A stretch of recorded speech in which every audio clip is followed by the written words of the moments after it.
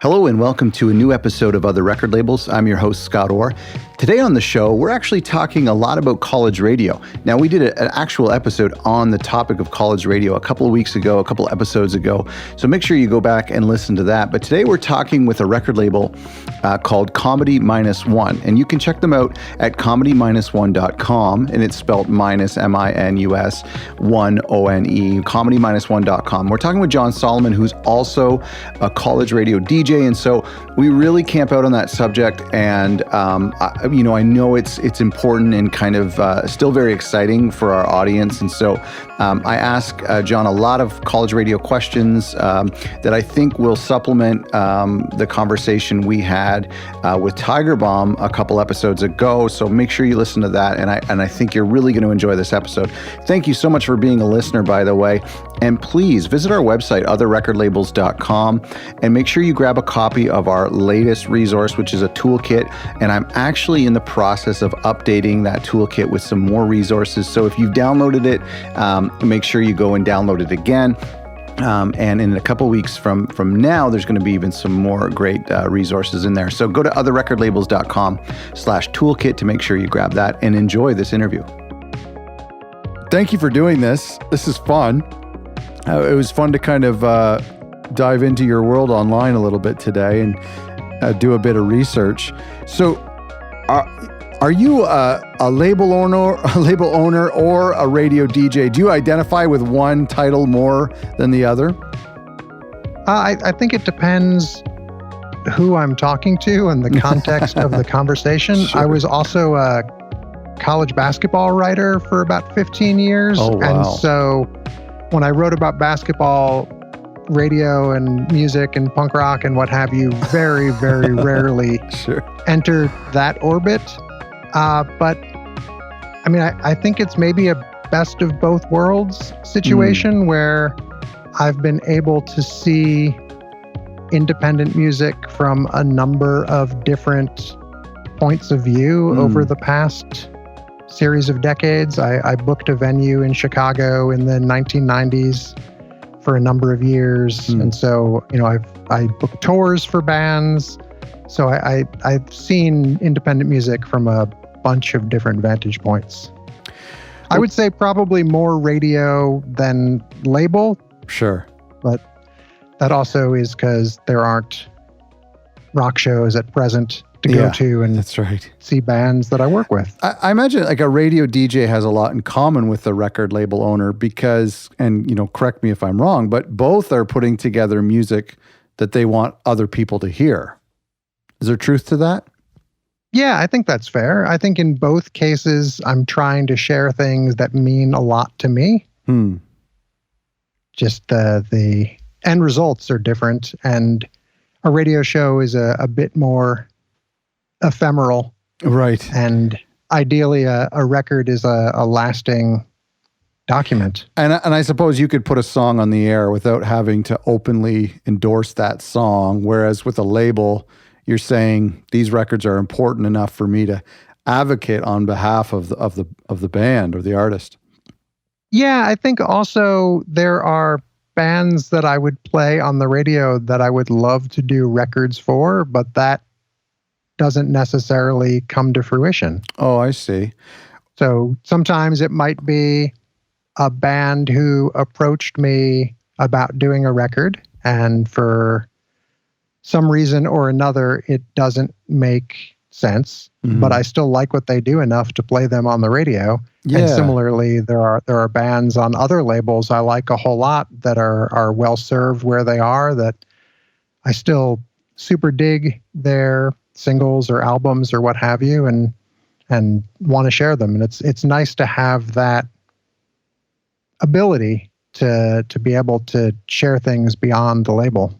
Has the work at the radio fed into the A&R aspect of your label in any way? Maybe a little bit.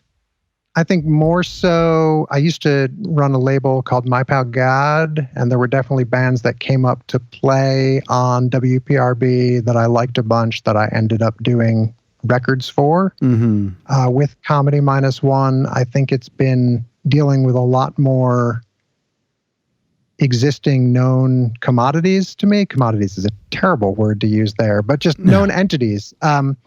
And so I don't know. I don't really think about it from an A&R standpoint so much personally. You were mentioning writing about college basketball, and I would imagine, I mean, being at a radio station for a number of years, you would probably witness the rise of independent artists, much in the way that a sports writer might see someone play in college or in high school and then see them go all the way up to professional. Has that happened with you at college radio, getting a demo from someone who ended up getting nominated for a Grammy later on? Yeah, I think absolutely that example.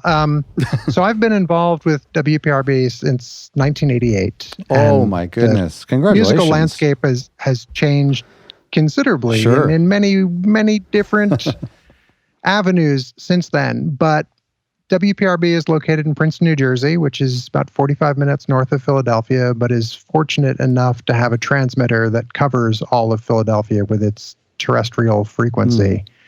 And music in Philadelphia was, like, for decades, if you were to ask people, what's the biggest band in Philadelphia right now? Like, the answer was routinely, and I love them, but it was the Dead Milkmen for like decades. And then slowly but surely in the past, 15 years with the Kurt Weils and War on Drugses of the world and stuff like that, I think Philadelphia has made, Waxahachie was from Philadelphia for a while. Like, Philadelphia has Sadie from Speedy Ortiz lives in Philadelphia. Like, these names all just keep Dr. Dog. Like, Philadelphia started to define itself by more than one band and outside of the Philadelphia region. And when I was recording live performances for my show on a weekly basis, to be able to have, like, definitely captured from like 2002 or 3 to 2010 or so, like, captured all of those bands on the way up. And so yeah, I think definitely encountered groups that now are more household names when they were just things that the Delaware Valley was proud of. I'm curious about people who work in the, I mean, we haven't had very many people on this show who work in the industry as well as have a label in this kind of dual role. And I'm curious, running a label, knowing, from your experience, like of the radio, knowing, okay, this isn't going to work, or this is a waste of time, or this is a waste of money. Are there lessons that you can bring to the label that you've learned at the station? Yeah, I think that seeing how records are promoted either physically or digitally that are sent to the music department. I mean, I'm deeply appreciative, especially with all sorts of digital downloads and being able to, I mean, I'm constantly previewing stuff for my show on Wednesday nights, but I guess with the label, I do a lot more digital servicing than physical servicing, because I certainly had some bad experiences over the years where, a promotion service was sending out a couple hundred CDs, and I just as easily could have set a paper bag of money on fire in my backyard and had a similar end result. Right. So, I mean, it's tough. I mean, that's always been the biggest issues with label stuff, has just been getting the ears that would enjoy the things you're working on to actually hear the thing, and whether that's radio promotions or press. I mean, there's some people who do great stuff out there, but it doesn't always happen. And then I guess the third limb is getting records in physical brick and mortar stores. Right. And so those have all been challenges over the years. But yeah, like being able to see how other labels are sending stuff to WPRB does resonate with me in different ways, both seeing, this is coming with like 9 other things from some promotion company, and unless someone has a semblance of what it is, the music director is going to be overwhelmed by it. Or like, oh, this was very clearly targeted to be sent to this station because they're only sending out, vinyl LPs to 15 stations that they know already are into what the label or the band is doing. Right.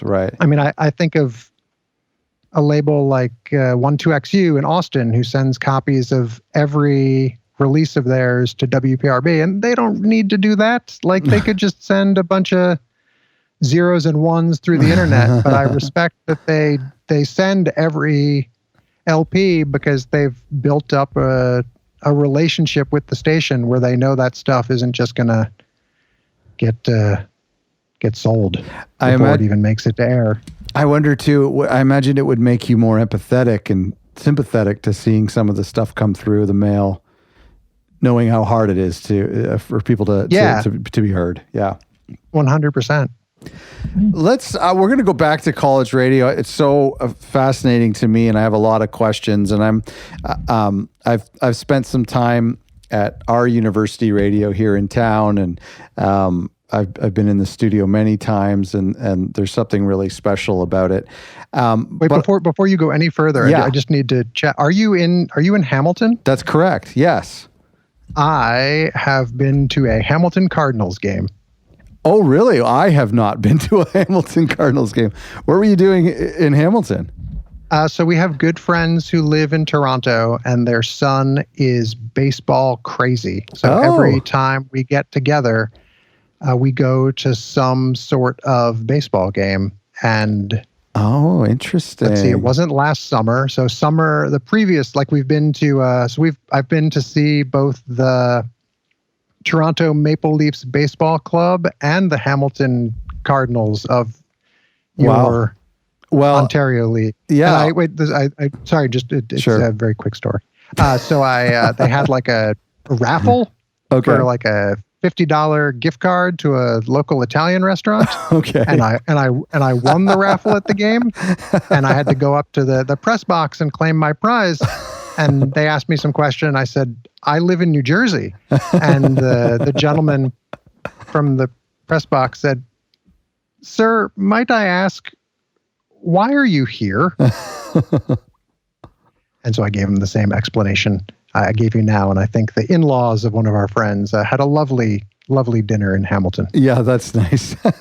And then on the way out of town, accidentally heard part of a Loverboy concert and got to run around in the parking lot of the Ticats Stadium. So I had an excellent experience. Oh, well, you really did get Hamilton. A full tour.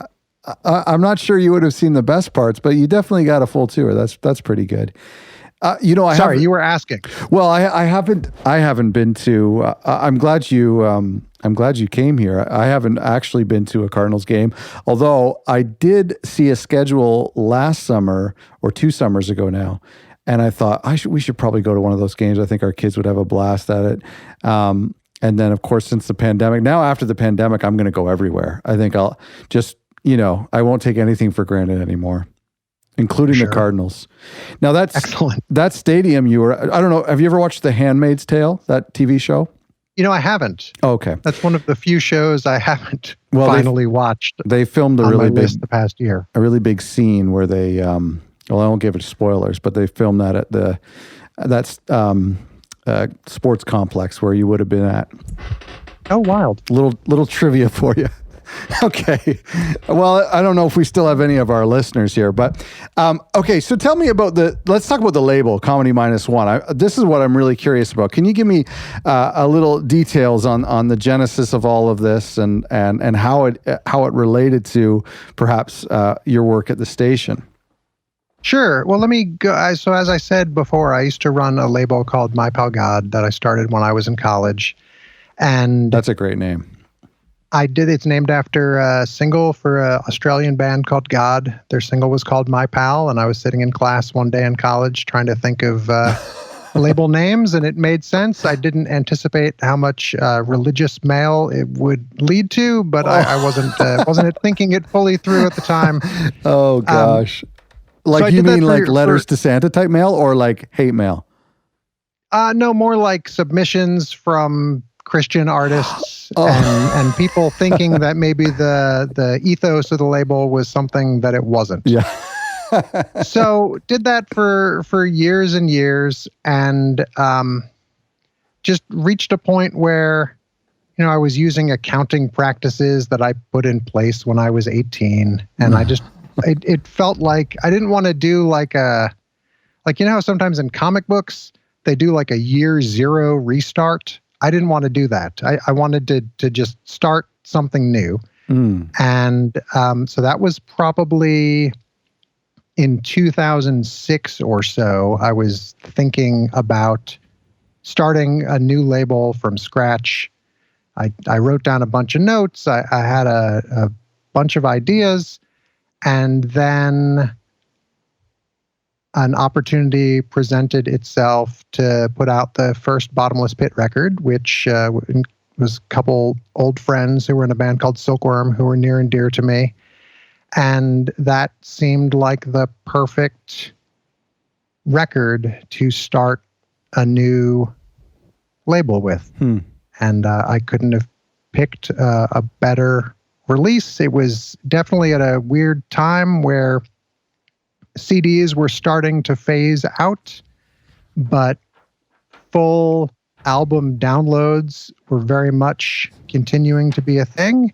And it went well, and just kind of slowly but surely, like that's sort of the comedy -1 story is slowly but surely just forged this path forward, not trying to overreach our grasp. Well, so, maybe 3 or 4 releases a year, and just kind of trying to build off the back of each one that preceded it. That's really interesting that you, instead of rebranding or shaking things up or whatever, just completely shut it down and start something new. I've never heard of that approach, but I like that approach. Yeah, I don't know. It didn't seem fair to the bands that I'd worked with previously with My Pal God to just like hit a big red button, right? And come out with something new. I don't know. It felt. I mean, I don't know if I'd still be putting out records if I hadn't made that decision. I mean, it sort of felt like something needed to jumpstart. Yeah.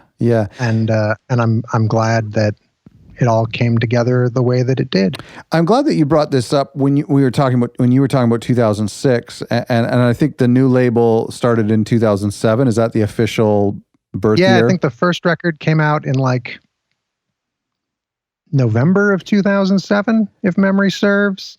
Then there was, I mean, it's amazing how much weight it held, even more so than now. But the first Bottomless Pit record got a really nice review in Pitchfork in like January. Oh, wow.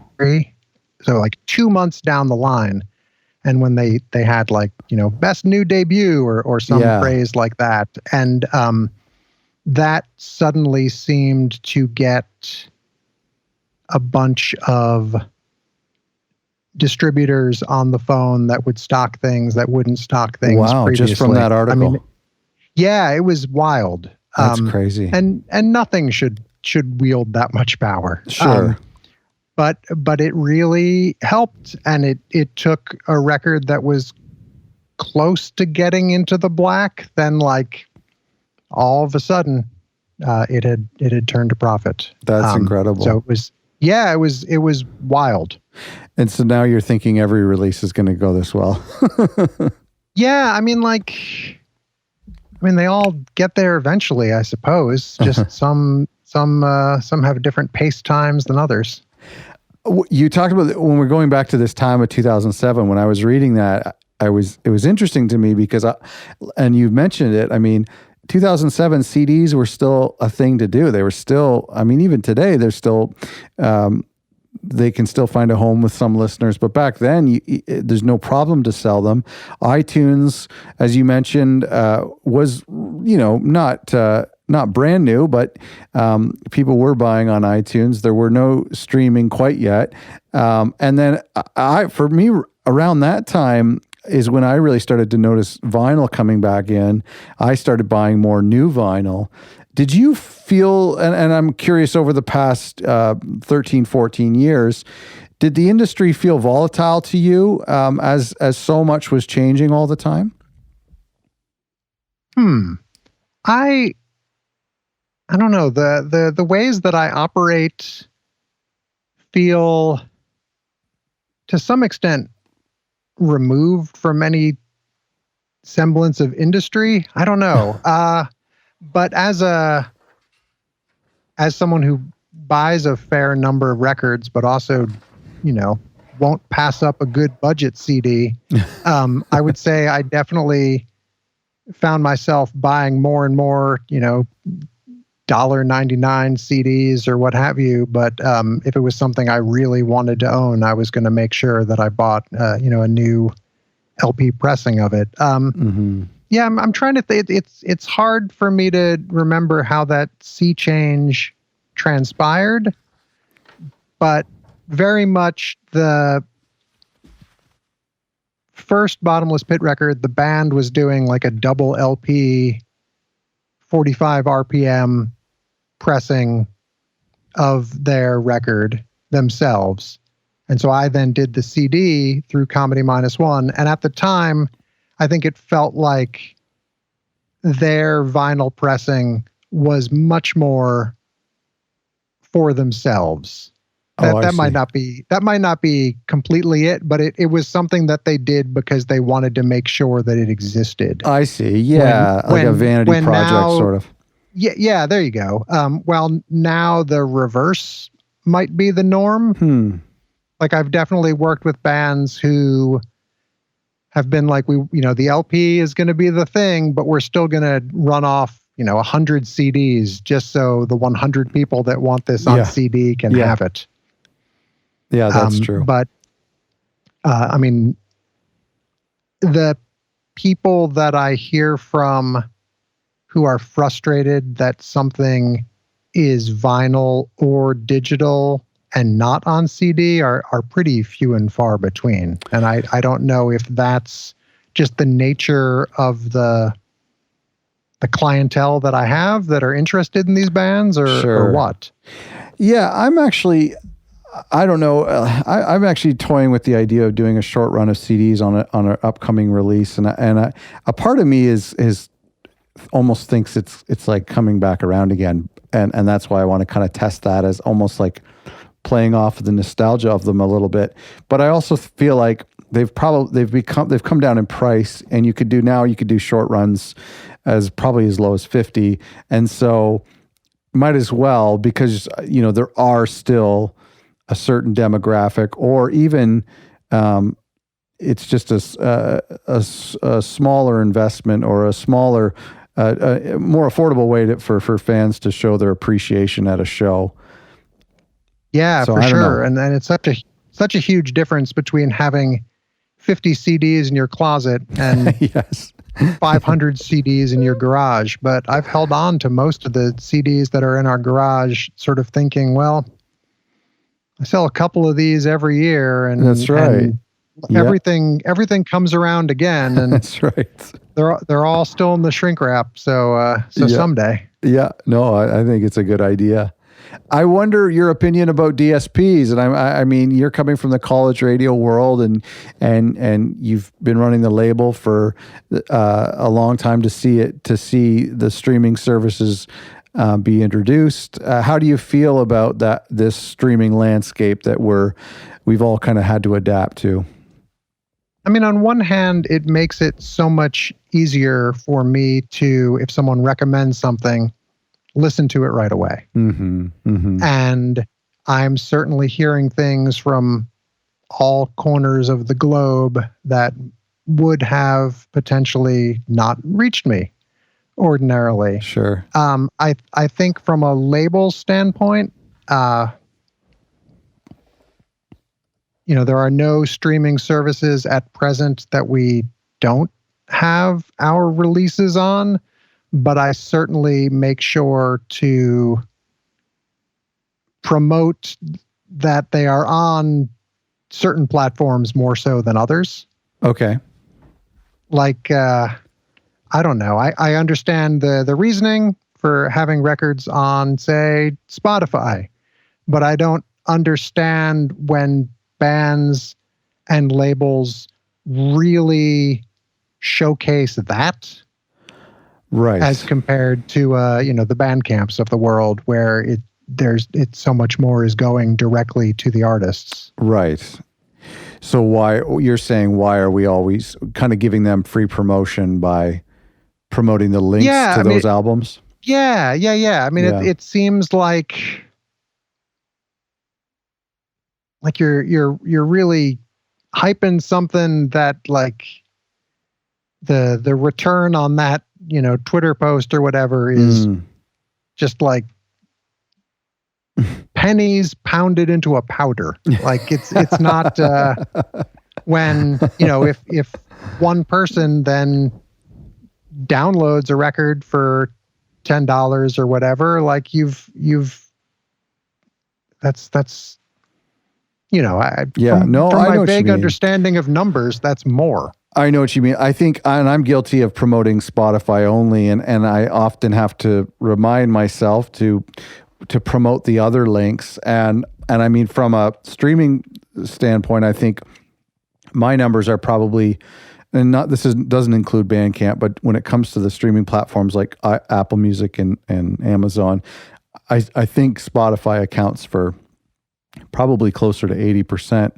But, oh, wow. And so that's probably why but I also kind of give into this myth that if I promote them, then I'm offering up a sacrifice to the Spotify gods that they will maybe put me on a playlist. I think that's circulating. I think that's probably why you see it, is that people are hoping that the powers that be at Spotify will feature their music more on a playlist.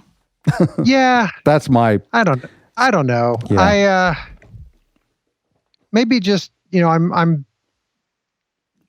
so preoccupied with putting together my own playlist that just doesn't oh yeah, I agree with you. It doesn't drive me as much, but at the same time, and this might go counter to what I've said before, like, I have friends and I know there are people who are listeners of releases that I do that are Spotify loyalists, or I have one friend who's like, he's my Tidal guy. Like, everything has to show up on Tidal because I know it'll make him happy.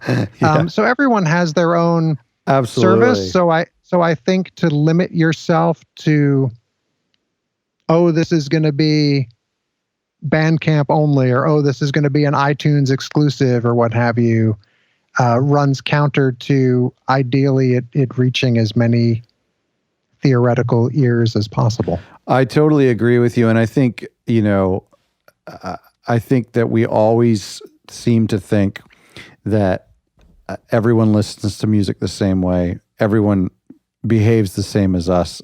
And I always have to remind myself, like you said, there are Tidal people out there. There are CD only people out there. There's Bandcamp only people out there. I always forget to respect everyone's way of discovering and consuming music. Yeah, I mean, there are YouTube only people out there. That's true. That's true. And I think that as we're jumping from world to world, being around new crops of 18 to 20-year-old students coming into a community radio station definitely shows me, not painting with a broad brush, but like, yeah, there are kids who are going to do their shows entirely off of Spotify. There are kids that are going to do their shows entirely from the station's physical library. There are some that are going to, find a medium between the two. But it's interesting just to see the listening habits of people in a totally different peer group than mine, but we're all sort of in different ways dedicating ourselves to the craft of making good radio. I just spoke with a person who cuts lathes for a living. Oh, neat.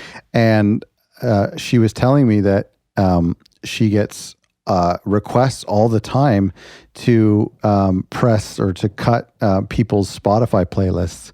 People will call her and say, "Here's my Spotify playlist. Can you put this on vinyl for me?" And she does wild. it. But isn't that crazy? Talk about like a unique way to listen. Let's talk about college radio. I want to go back and I want to camp out on this subject for a little bit.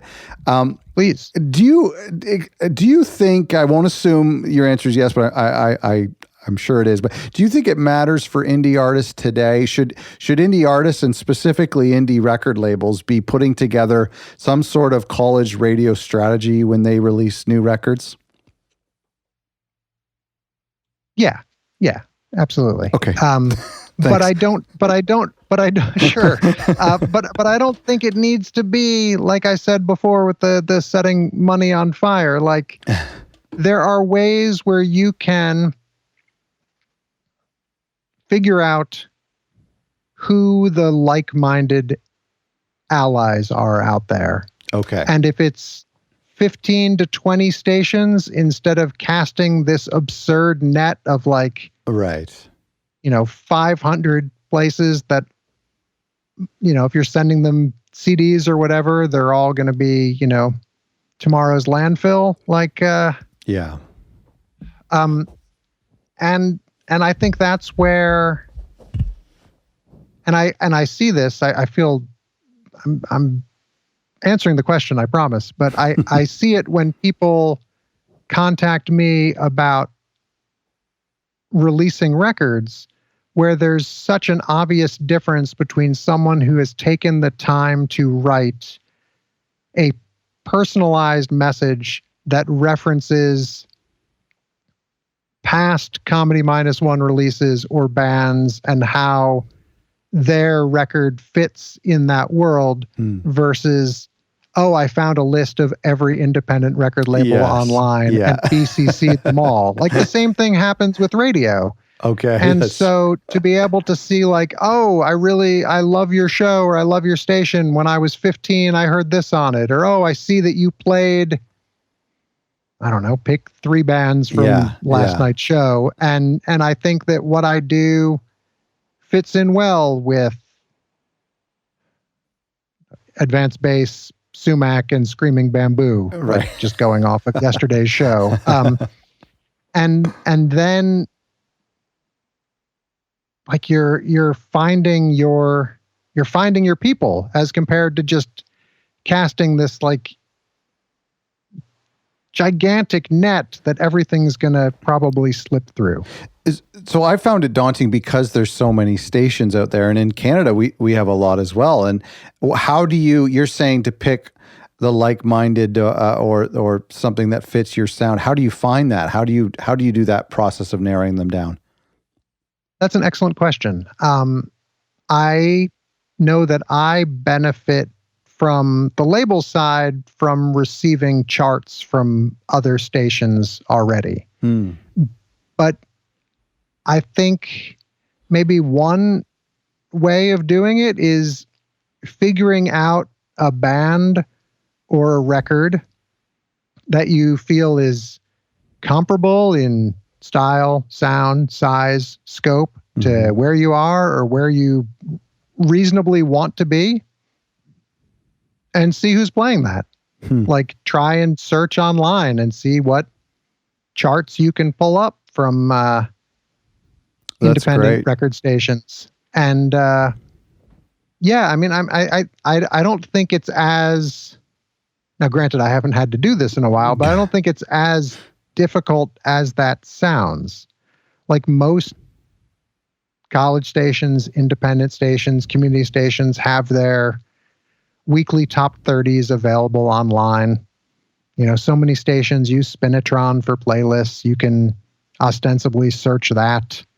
I think there are ways that you could do it, where you can sort of figure out like, all right, I'm going to pick these 4 bands and let me see what shows I can find that are, I mean, like, let's put it this way, and I know I'm jumping around a little bit, and for that I apologize. That's but great. one of my big ways that I decide things that I'm going to listen to that I'm not previously familiar with is if I see two or more people I know talking about a record that don't know each other.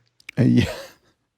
I will then prioritize listening to that. I agree. I 100% agree. And, sometimes it is like all friends in one circle talking about the same record, and like that can be pretty darn rewarding too. But if it is, I have a good friend who's a DJ and a music writer at a radio station in Boston.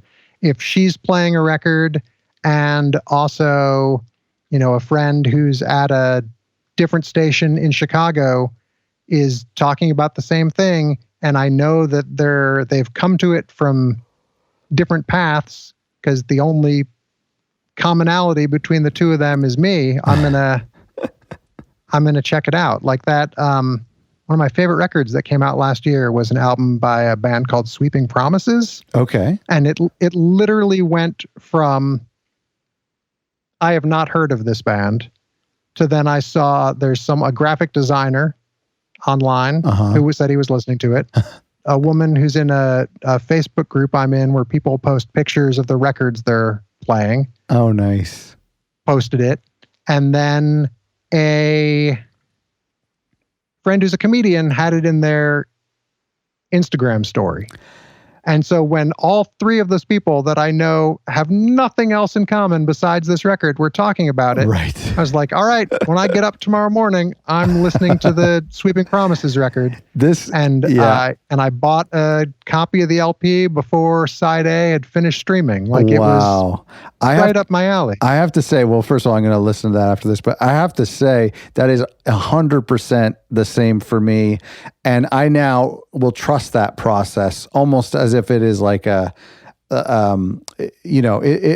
works all the time, but I will trust that process and it's always those diverse places where you see it, the artwork is posted somewhere and then somebody's posting in live in studio, then you see it on a forum, then one of your friends posts about it. But yeah, I totally trust that process. And that's a good learning experience as a record label to know we've got to do as much as we can to promote this record because we don't know what straw is going to break the camel's back of a future listener. Yeah, for sure. And I think it's like, I guess the acronym KYEO is usually keep your eyes open, but in this case, it's just keep your ears open. Mm-hmm. And just, I've tried from I've been doing radio since, Reagan was president. But at the same time, like I'm never been one to rest on my laurels. So I have, I guess what my wife refers to as the seeker gene, where I'm always seeking stuff out. And so I think that seeker gene that draws people to new music can also be something that bands can utilize, whether it's, seeking out, it turns out there's this great DJ at this station in Pittsburgh. I need to make sure that they're someone that I'm always sending stuff to.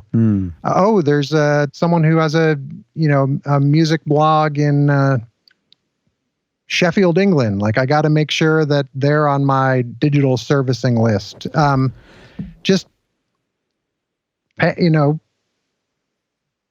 Saying pay attention sounds rude, and Sure. that's not really what I mean, but just like be, whether it's, keeping a little scratch pad to write down names of possible allies or what have you, just like keeping those ears open.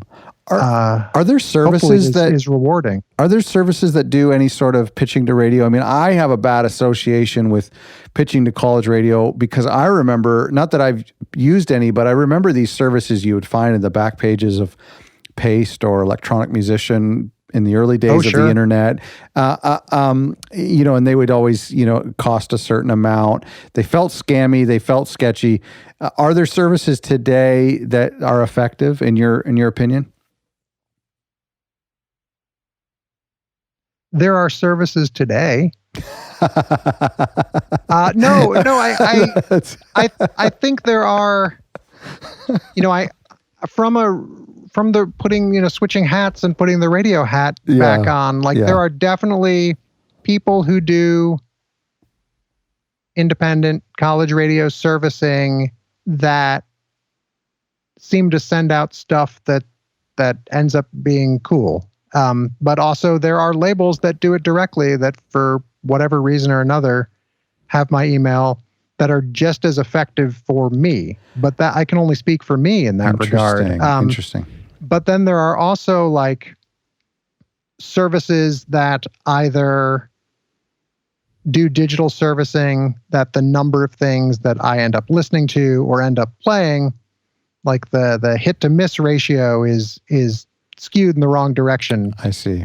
Pretty strong. But again, I'm only speaking for my own experience. Yeah, no, that's fair. But then I see at the radio station proper, as the person who picks up the physical mail once or twice a week, I definitely see all sorts of services that are sending stuff, and some are, maybe working with more labels or clients or customers or whatever you want to call them than others. But I don't have I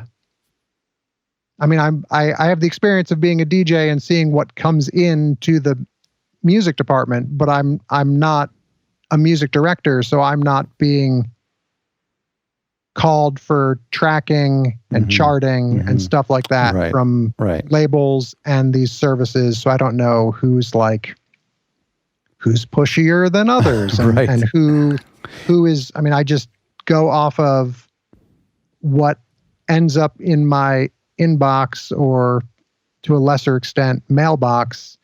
And then, you have to you can't hear everything. So just trying to pick and choose what I listen to. There would be a suspicion that, or a superstition that perhaps physical would have a better chance than digital submissions. Is that true in any way? Well, WPRB is a little bit unique in the sense that when we are not all distanced and separate from the studios because of a pandemic, the music director doesn't really add digital stuff to the library. Okay. So it's all CD and vinyl. People love cassettes. Cassettes are the DJ's worst friend. They're impossible to cue. Oh, for sure. So, definitely can play stuff from computer, but just things don't get added that are digital only. In some cases, some stuff will be burned to be put in the physical library. So, labels like I mentioned 12XU earlier, there's a great new wave post-punk reissue label called Dark Entries that sends all of their releases in physical form, no matter how elaborate the LP, to WPRB. And I think part of that is because the guy who runs that label grew up listening to WPRB, so he knows that it matters to him. Sure. That stuff ends up in the library. I think just most people have a general understanding of how expensive records are to make. So when a label takes the time to send a record to the station, I think it maybe gets a little bit more attention than a promo CDR.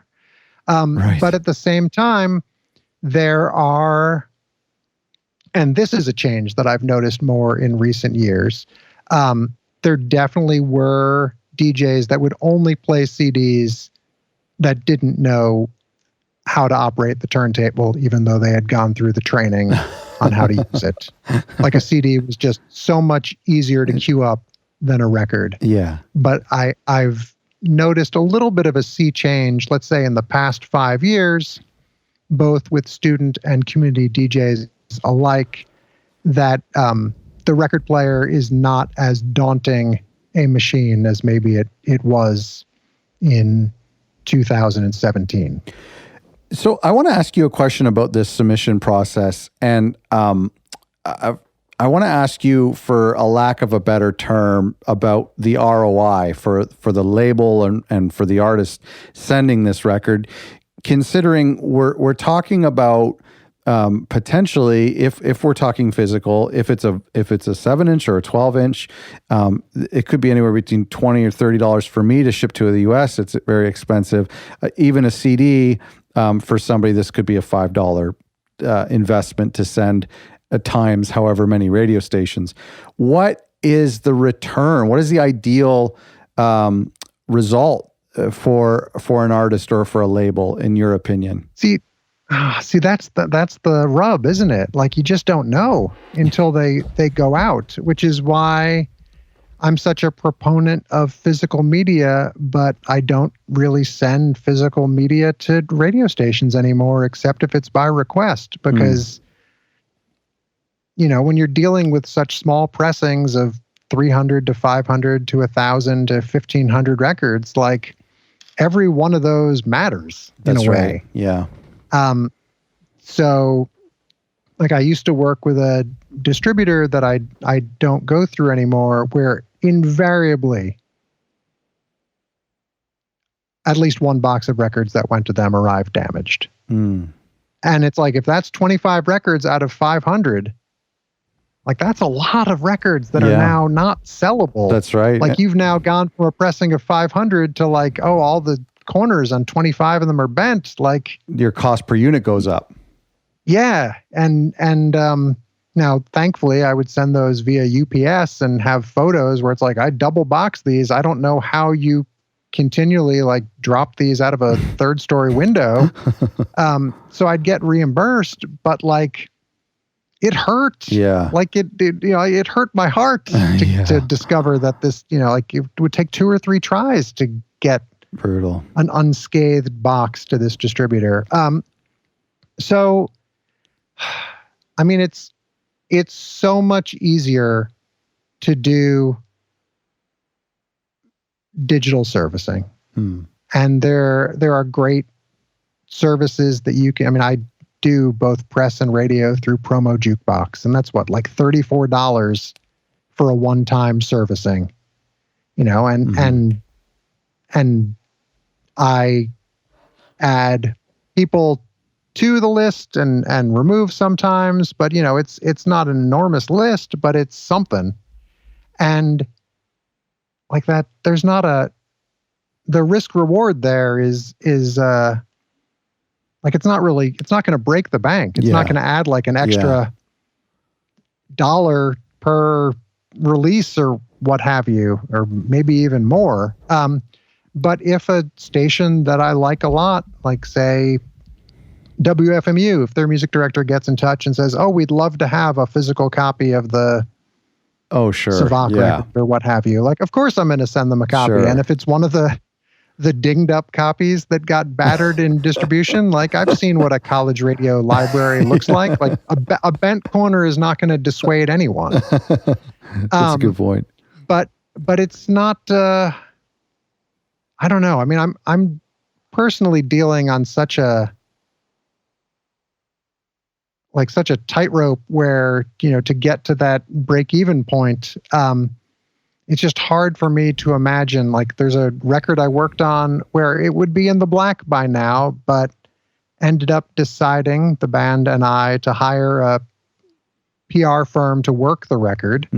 And that was terrible. Like, the end result was all of the successes were things that either the band or I arranged on our own. Sure. And so for whatever reason, like, it just didn't work. It was a company that had a great track record. Like, it should have been a hit. Yeah. Not sales wise, but like, it should have been a successful partnership. Right. I see. It wasn't. Yeah. And like, that has been an albatross hanging over this release. Now I think it's like $370 away from the black finally, or something like that. Wow. But there was like an extra 0 at the end of that number, because of hiring a publicist. Right. And that isn't always the case, but it's like I said, it's just like the growth of the label has been really cautious and incremental, because especially now that I seem to do a preponderance of double LPs, like don't want the next one to be the one that like destroys all the plans for the 5 or 6 releases that are theoretical to follow. Sure. So from a label, let me ask you the second part of that previous question again. From your perspective as a label owner, sending a record to a radio station, what comes out when the radio station starts to play that record? Why is that a good thing for you as a label and for the artist? I think it's a good thing for the label and the artist when you hear from a customer who says, hey, I heard this on W blank blank blank, or K123, or some web station, and hearing it is why I am buying this record today. That's true. And hopefully it's not just the one person. That's a good point. Jon, thank you so much for doing this. This has been a joy to talk to you. Oh, my pleasure. This is really like, I can, obviously your questions have been good and I seem to have things to say about them. So, keep them coming if you so choose. How has the past 14 years gone? I think 14 and a bit, with the label is every year have its own experiences? Have there been ups and downs or years that went better than others? Yeah. And I think that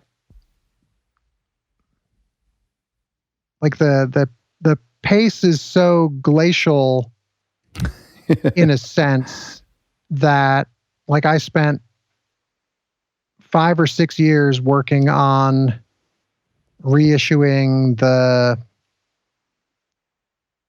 second Silkworm album, Libertine, and that like we had to switch pressing plants because there were issues that couldn't be resolved, and it just took freaking forever.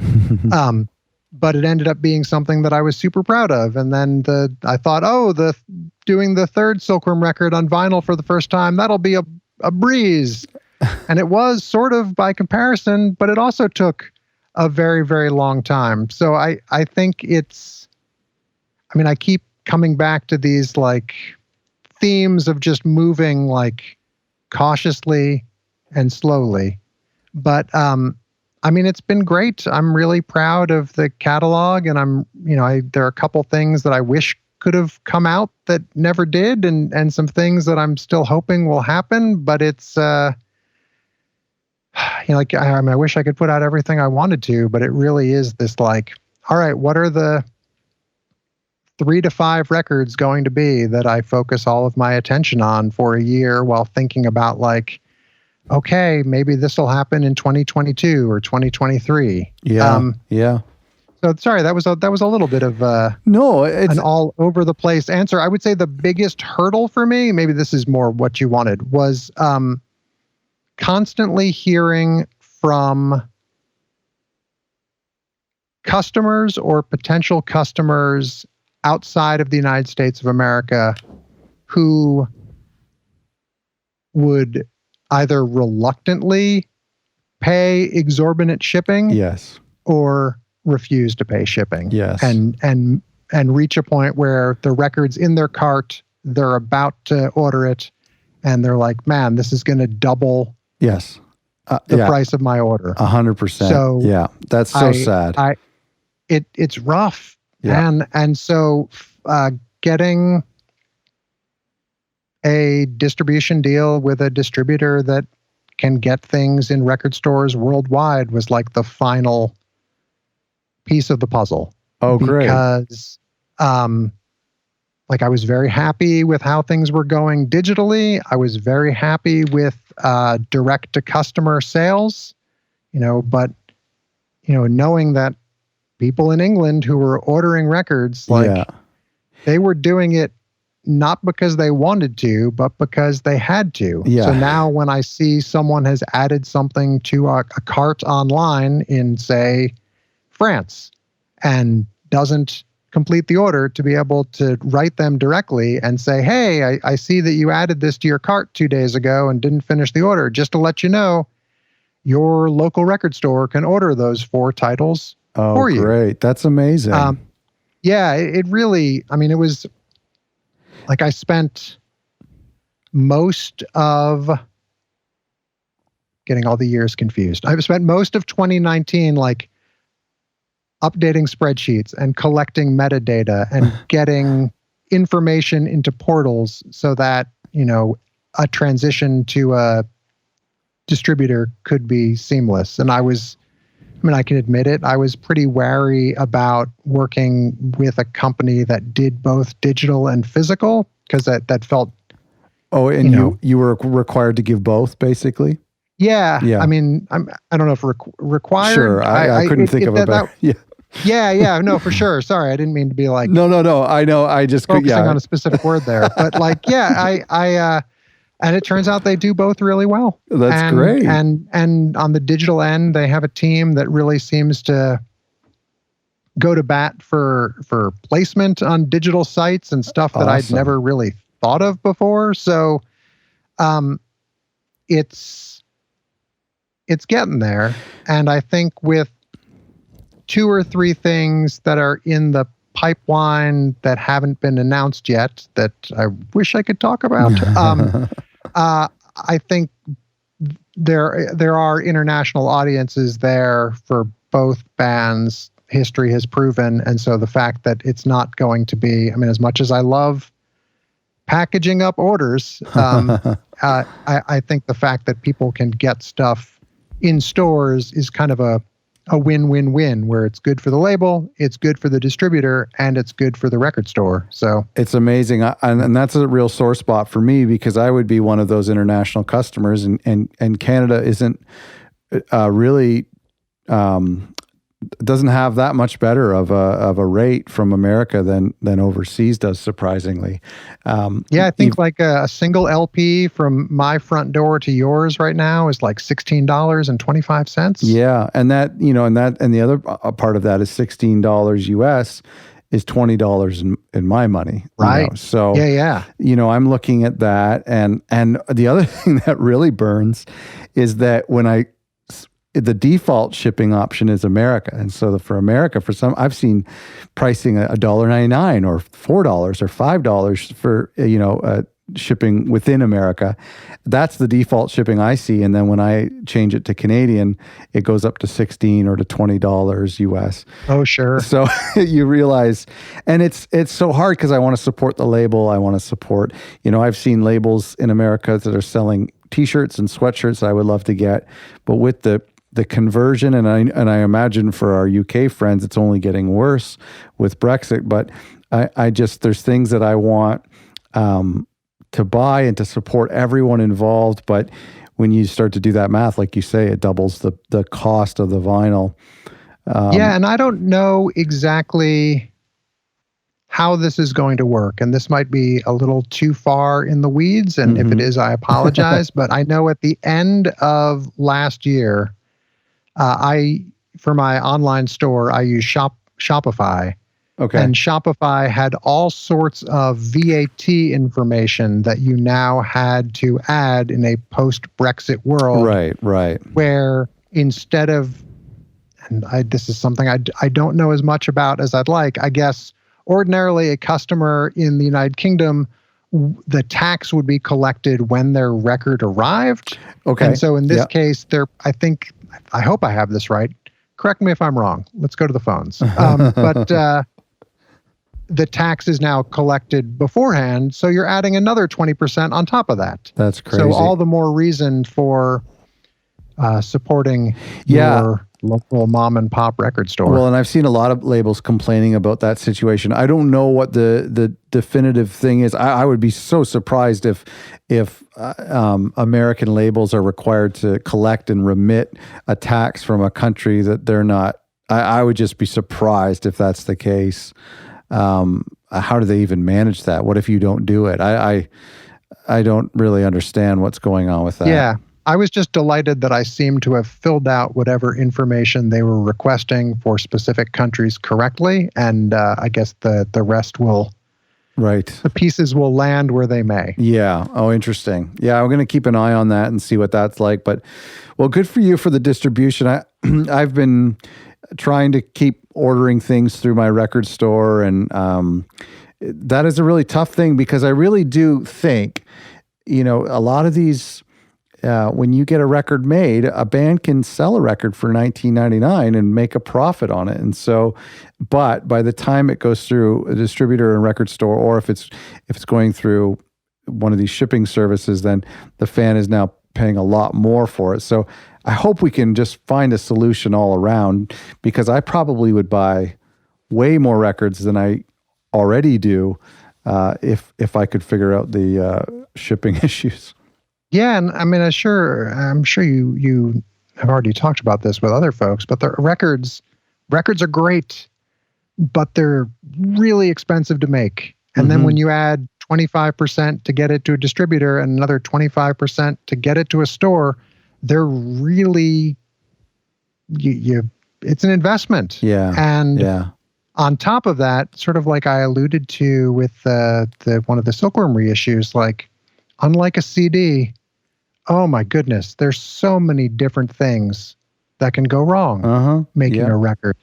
Like I have legit test pressing listening PTSD where there are records that I loved, where then having to listen to them closely, like running a stopwatch to write down. So what I end up doing, and maybe this is overkill, I'll listen to a test pressing, running a timer, and jot down pops and ticks and what have you. Yeah.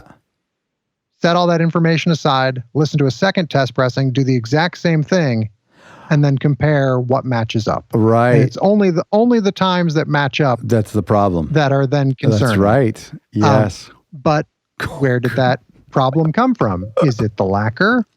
Is it the mother? Is it some ghost in the machine? Is it, there, and then it's just, now do we have to recut this? And if you do, it delays the process by 3 or 4 weeks. And then it might be that moment of opening the box and making sure the jackets look like they're supposed to and the right record is in them. We've talked about that. They put the A, B, and C and D labels on the appropriate sides, and there's no, like one of the first vinyl records that I did, and this was back in the Comedy Minus One era, so back in 2008 or so, the pressing plant also did the jackets, and I guess whatever file the jacket design was in didn't come through properly, or they didn't have the right software. So some genius at the pressing plant tried to retype all of the text and was loaded with typos. Oh my goodness.